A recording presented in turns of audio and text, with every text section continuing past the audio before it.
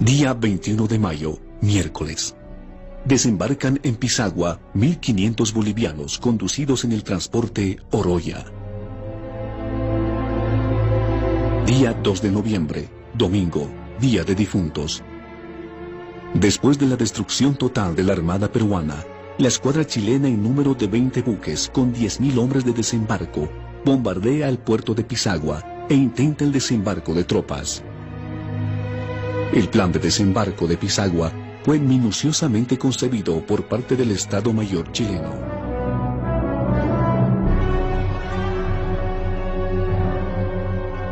Guarnecían el puerto de Pisagua 2 batallones bolivianos, el Victoria de la Paz y el Independencia, formado por corocoreños y cochabambinos.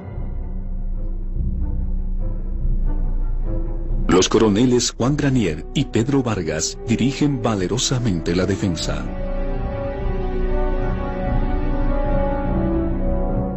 También se encontraban en el puerto de Pisagua 100 artilleros peruanos al mando del coronel Isaac Recaberren. El mando aliado estaba a cargo del general peruano Juan Buendía, pero en el día del desembarco chileno no se encontraba en el puerto.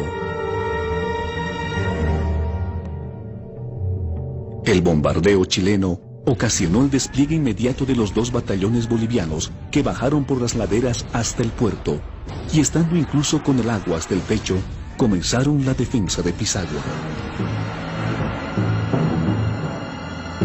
Según los historiadores chilenos, la operación del desembarco debía haber durado como máximo 1 hora, y ya cerca al mediodía, los soldados chilenos no habían logrado su objetivo. Por lo tanto, el Estado Mayor chileno decidió realizar el desembarco más al sur, donde ya no había tropas bolivianas, y por esta razón lograron flanquear a los aliados. El desembarco se convierte en una masacre. En un último intento desesperado de impedir el desembarco chileno, los sobrevivientes del Batallón Independencia de Bolivia y las Guardias Nacionales del Perú vuelven a bajar hacia la playa al grito de Bolivia y Perú, unidos para siempre.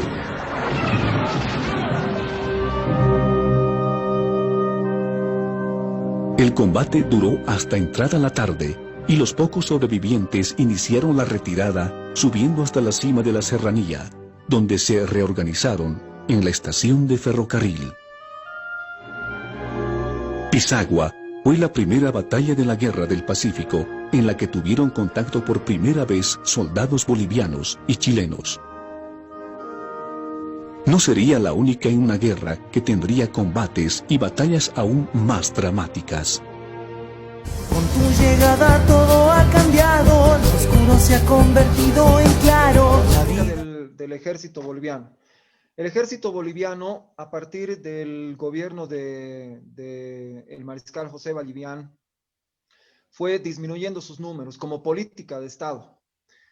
Durante toda la década del 40, del 50, del 60 y del 70 va disminuyendo paulatinamente la cantidad de efectivos que tiene el ejército boliviano hasta situarse, según Díaz Arguedas, en 2.165 efectivos que se encuentran en pie de guerra justo antes de la Guerra del Pacífico. Son 2.165. Para aclarar un poco más este tema, en Bolivia, antes de la Guerra del Pacífico y durante la Guerra del Pacífico, se había establecido un número de entre 1.200 y 1.300 efectivos para entender una división. Ese era el efectivo que tenía una división. Por lo tanto, Bolivia en ese momento tenía poco menos de 2 divisiones en pie de guerra.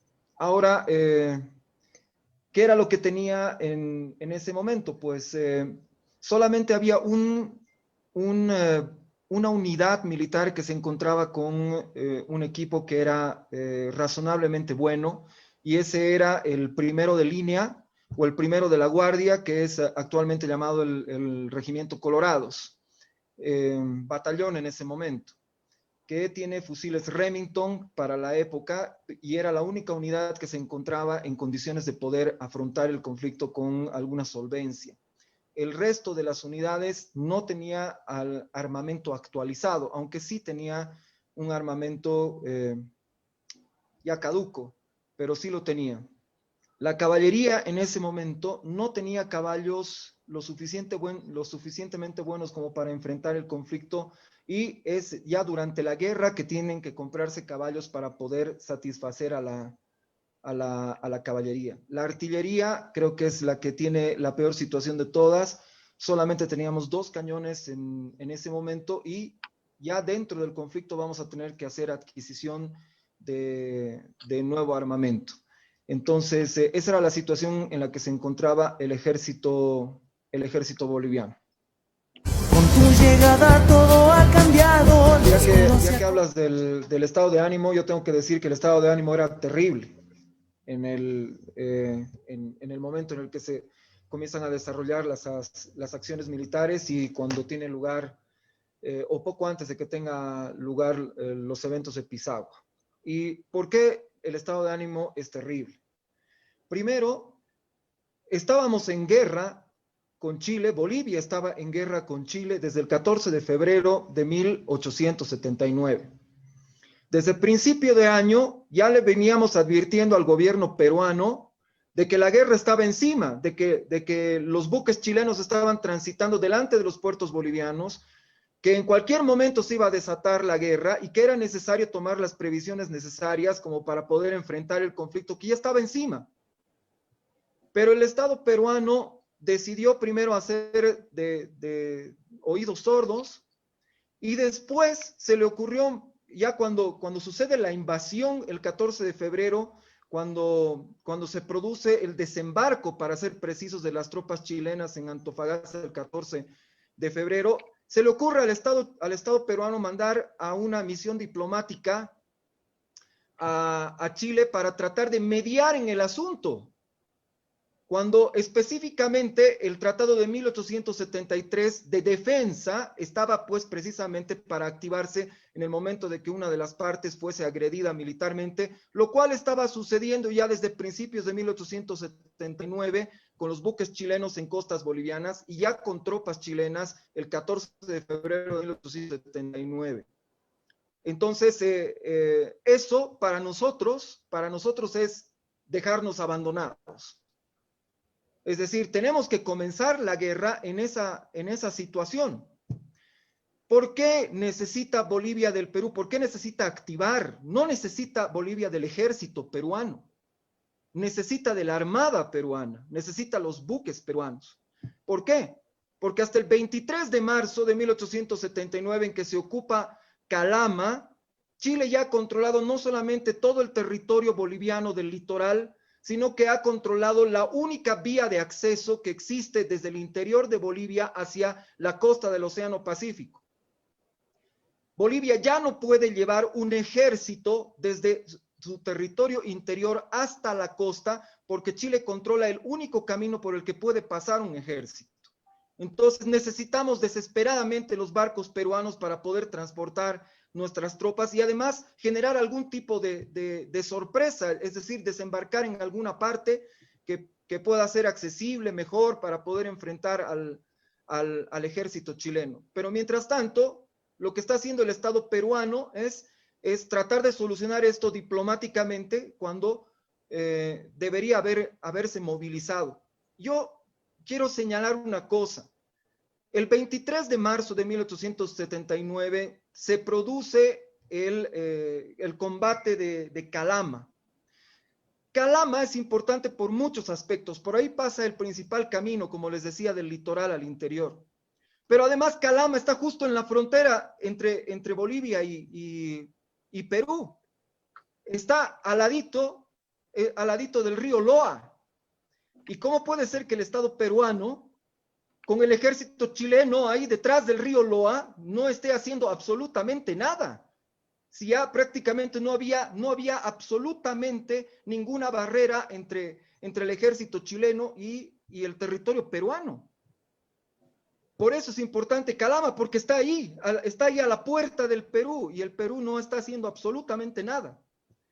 El 5 de abril nos declaran la guerra a los dos, con misión diplomática peruana más en Lima, o sea que les ahorraron el courier más a los chilenos, y declaran la guerra e inmediatamente al día siguiente, el presidente peruano dice, ya activemos el casus Federis, que está incluido dentro del Tratado de 1873 de defensa mutua. O sea, el día después de que declaran la guerra y cuando ya todo está ocupado todo el territorio boliviano litoral está ocupado. Entonces, ¿cómo es? O sea, cuando te atacan a ti, no se activa el casus Federis, pero me atacan a mí, recién se activa el casus Federis. ¿Cómo funciona eso? ¿Cómo lo entienden ustedes eso? Y para nosotros eso es terrible. ¿Por qué? Porque se perdió demasiado tiempo. He escuchado justificaciones de todo tipo, que el Estado peruano no estaba preparado, que aquí, que allá. Tampoco Bolivia estaba preparada para recibir una invasión. Yo lo que les quería hablar acerca del tema anterior es que quería darles este dato. Bolivia para el año de 1864 tenía 2.300.000 habitantes, un poquito más.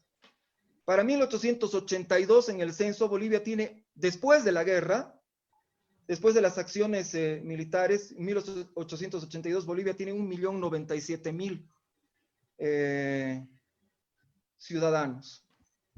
O sea, Bolivia había experimentado una catástrofe demográfica, o sea, no estaba preparada para una guerra de esta escala y sin embargo va a la guerra. Y no solo eso, cuando se activa el casus Federis y el Perú llama con ese mensaje, bueno, Mauricio lo ha dicho de una forma muy diplomática, yo no voy a hacer tanto, un mensaje que es realmente, pero terrible, no solamente por la forma, sino por el fondo, nos dice, vuela el ejército boliviano, porque si no, ustedes serán los responsables de las consecuencias. Así dice el telegrama, así. Después de que no nos habían hecho caso desde principios de 1879. Ya para el mes de abril nos dice que vuele nuestro ejército. Y nuestro ejército, de esa cantidad que les he dicho, poco más de 2.100 hombres, en un mes, llega casi a 6.000 hombres. En un mes, con toda la crisis demográfica que teníamos. Y ese ejército tarda menos de un mes en llegar hasta Tacna, y el presidente boliviano llega a Tacna primero, llega antes que el presidente peruano. ¿Cómo es posible? Y después de eso se inmoviliza parte de la tropa boliviana en Tacna. Y hay una cosa más, no es que nos quedamos, no es que el ejército boliviano se quede en Tacna.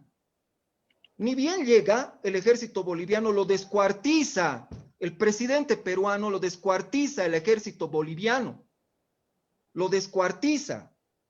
En Tacna solamente se quedan 2.000 hombres. En Tacna solamente se quedan 2.000 hombres. ¿Qué es lo que hacen con nuestro ejército?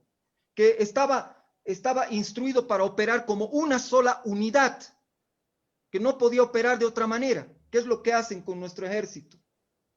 Mandan 2 batallones a Pisagua, mandan 2 batallones a Aguasanta, mandan un regimiento de caballería a Pozo Almonte, mandan 2 batallones a San Juan, mandan un batallón a San Lorenzo, mandan un batallón a Patillos, y al final al presidente de Bolivia lo dejan con un poco más de 2.000 hombres.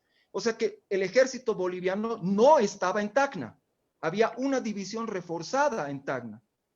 Nada más. El resto, nuestras tropas estaban desperdigados en las distintas poblaciones peruanas que estaban amenazadas en ese momento. Lo descuartizan nuestro ejército para cubrir sus poblaciones con el peor criterio militar que yo haya visto en mi vida. ¿Por qué? Porque se debe marchar separado, pero combatir concentrado. Esa es una norma que la conocían los griegos hace 2.500 años. Pero no. Y para mí eso no es un error. O sea, no es falta de conocimiento estratégico ni táctico. Lo que pasa es que había un interés de que el ejército boliviano no se mantuviese unido. ¿Para qué? Para que no sea una amenaza para el Perú. ¿Por qué? Porque el Perú seguía pensando que Bolivia quería anexar territorios peruanos seguramente. Entonces, el estado de ánimo, vuelvo al principio, era terrible. ¿Por qué? Porque pasan todas estas cosas y al final, en lugar de llevarnos a combatir, porque eso era lo que queríamos de los peruanos, que nos lleven en sus barcos a combatir, al final nos descuartizan y después, ya vamos a hablar de eso, a nuestro presidente, con la tropa que estaba todavía en Tacna, la mandan a pie, diciendo, ay no, llévense pues agüita en sus caramañolitas, así, y nos mandan a pie, cuando lo que queríamos de ustedes era sus barcos, para llevar a nuestra tropa. Ese es el estado de ánimo. Con tu llegada todo ha cambiado, lo oscuro se ha convertido en... Sí, cuando estamos hablando del combate de Puntangamos, estamos hablando del combate de Iquique, que son combates navales, estamos hablando de una etapa posterior de la guerra. La primera etapa de la guerra, el Perú no estuvo presente. Y en esa etapa de la guerra, cuando las tropas chilenas con seguridad no superaban los 3.000 efectivos para el desembarco en Antofagasta el 14 de febrero, no había peligro en realidad en los mares. Y no se necesitaba de cañoneras, no se necesitaba de blindados, no se necesitaba nada de eso. Se necesitaban transportes para llevar a nuestras tropas a nuestro propio territorio. No es que estamos hablando de poner en funcionamiento al Huáscar, de poner en funcionamiento a la Independencia, no. Estamos hablando de transportes, de lanchones para llevar a la gente. De eso es que estamos hablando. Y ahora, yo les digo por eso, o sea, no estábamos preparados. Yo lo he escuchado desde que tengo 5 años, pero ¿quién está preparado para una guerra? La guerra viene nomás, y más bien el mérito del que ataca, en este caso, porque yo jamás voy a ponerme del lado de la víctima, el mérito del que ataca es saber cuándo va a atacar, y va a atacar cuando sea más débil el adversario. Entonces Chile escogió un momento fantástico para agredir a Bolivia y después agredir al Perú. Lo escogió bien, felicidades. La única falla en esa visión es que cuando les toque a ellos se la van a tener que chupar también, ¿no? Pero ellos escogieron un buen momento para invadir. Pero se lo veníamos advirtiendo al Perú, y al final nos dieron la espalda en esa etapa crucial de la guerra, en donde no estamos hablando de 12.000 chilenos que desembarcan en Pisagua, no estamos hablando de 12.000, estamos hablando de entre 2.500 y 3.000 hombres, a los cuales nuestro ejército de 6.000 hombres hubiese podido neutralizar, ejército boliviano. Lo que necesitábamos era quien nos dé el jalón hasta el territorio. Es la primera falla fundamental en todo el transcurso de la guerra. Es que justamente... Y después, yo en estos 3, 4 últimos años, he estado escuchando cada cosa, más bien, que proviene del Perú, que nos acusan de todo, además, de haber iniciado la guerra, de haber escapado, de haber traicionado al final, de haberlos dejado. O sea, he escuchado de todo, y además está subiendo, está escalando. Entonces, yo les quiero decir, o sea, hay muchas cosas aquí que vamos a conversar y ojalá podamos hacerlo de la forma más honesta posible. Tu llegada todo ha cambiado, lo oscuro se ha convertido. Agregar algunas cosas nada más.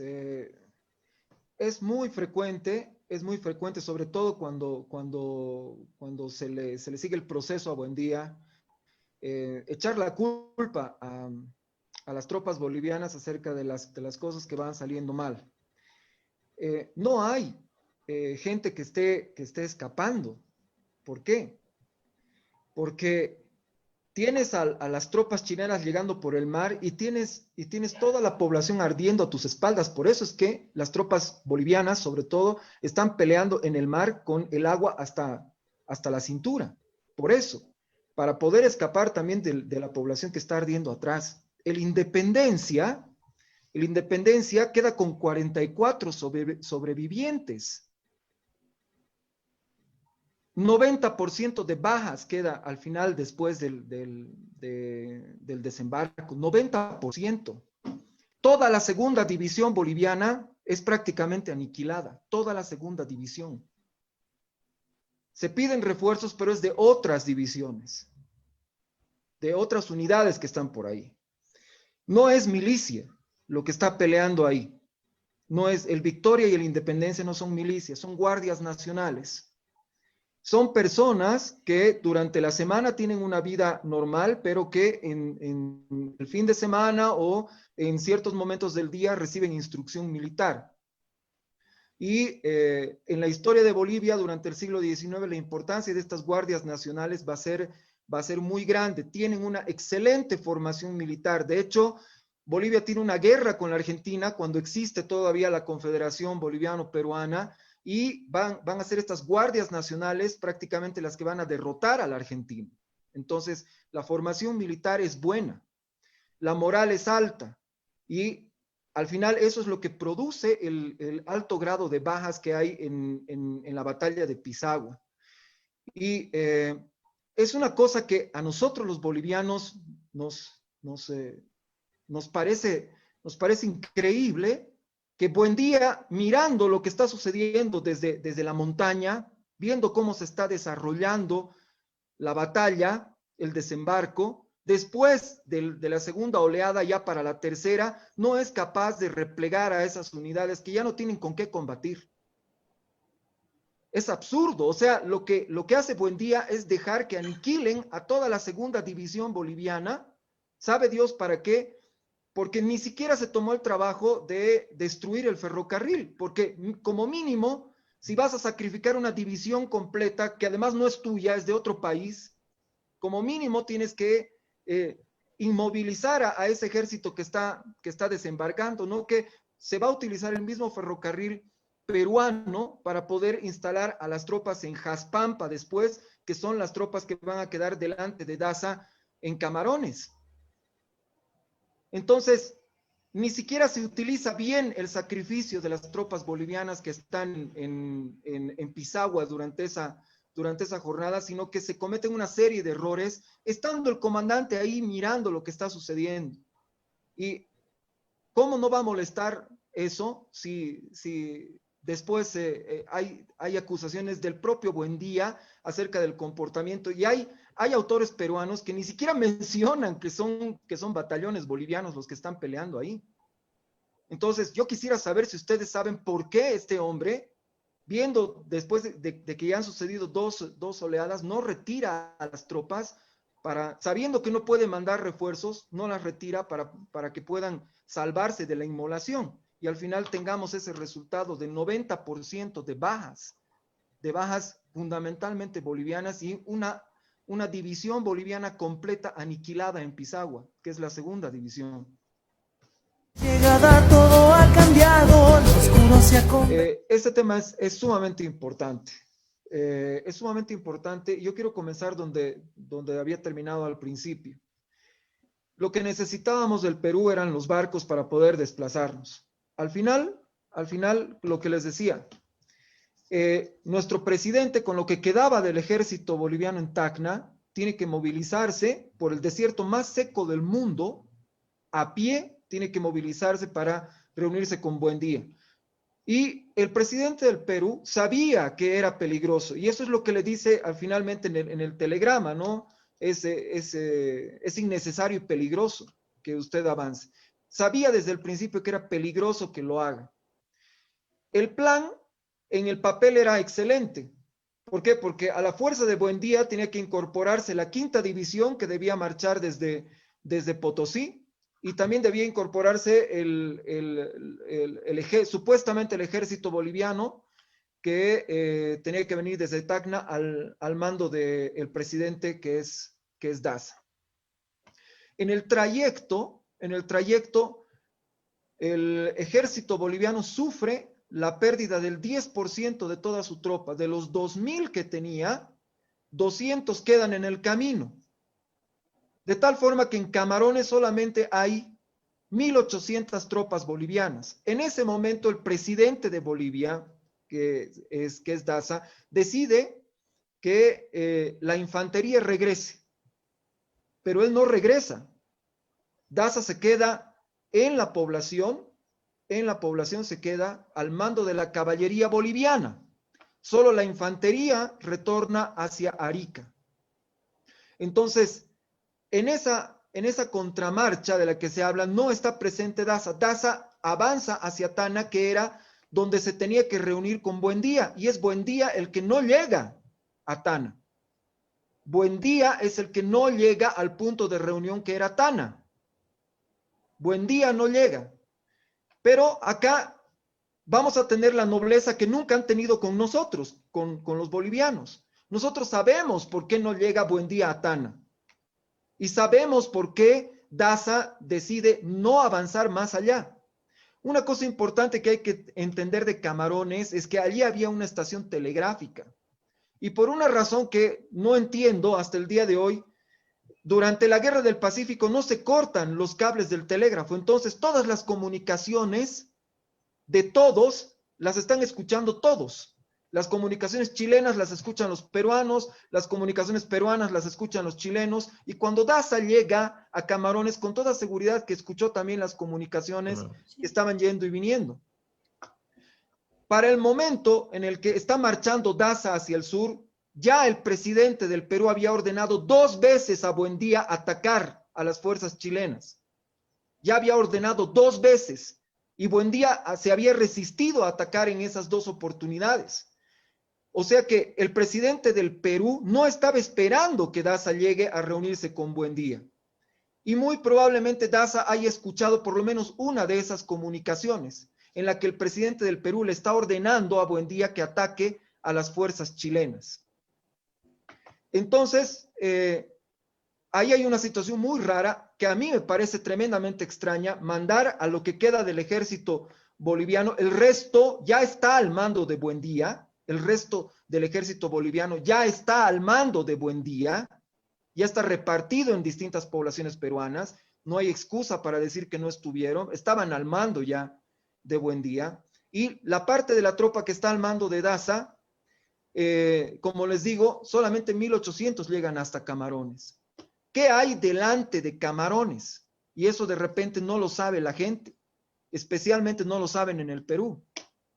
El ejército que ha desembarcado en Pisagua, el ejército chileno, está dividido en 3 lugares.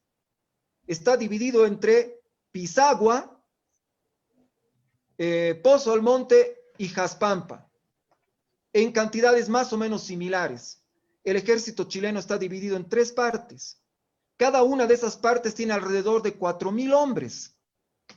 Delante de Camarones está Jaspampa, con los 4000 soldados chilenos que han llegado vía ferrocarril, no a pie, como ha llegado Daza. Están los 4000 que han llegado por el ferrocarril que dejó sobrevivir Buendía en Pisagua. Están ahí descansados y con su artillería y con caballería. Los 1800 de Daza, ¿qué oportunidad tienen de combatir contra los 4000 o 4500 chilenos que están en Jaspampa y así poder reunirse con Buendía? La respuesta es ninguna. Ninguna posibilidad. No es que el camino estaba despejado para que Daza vaya y se reúna con Buendía. Entonces se da la orden que es más criteriosa en ese sentido. Se repliega la infantería y queda la caballería. Y Daza, como ya expliqué antes, avanza hasta Tana, que es el lugar de reunión, y Buendía no llega al lugar de reunión. ¿Por qué? Porque tiene exactamente el mismo problema para poder reunirse con las tropas bolivianas, que es que el ejército chileno está de por medio. Eso es lo que pasa con Camarones. Eso es lo que pasa. Y por eso es que la infantería boliviana se repliega desde Camarones hasta Arica, y Daza se queda con la caballería boliviana. Y otra cosa que no se dice en el Perú es que producto de que Daza se queda allí, se queda y avanza hasta Tana, es que las tropas chilenas que están en Jaspampa no se reúnen con las tropas chilenas para la batalla de San Francisco y de Dolores. En otras palabras, la presencia boliviana cumple con la misión de retener a esas tropas chilenas y Buendía no tiene que enfrentar a las tropas chilenas que están en Jaspampa.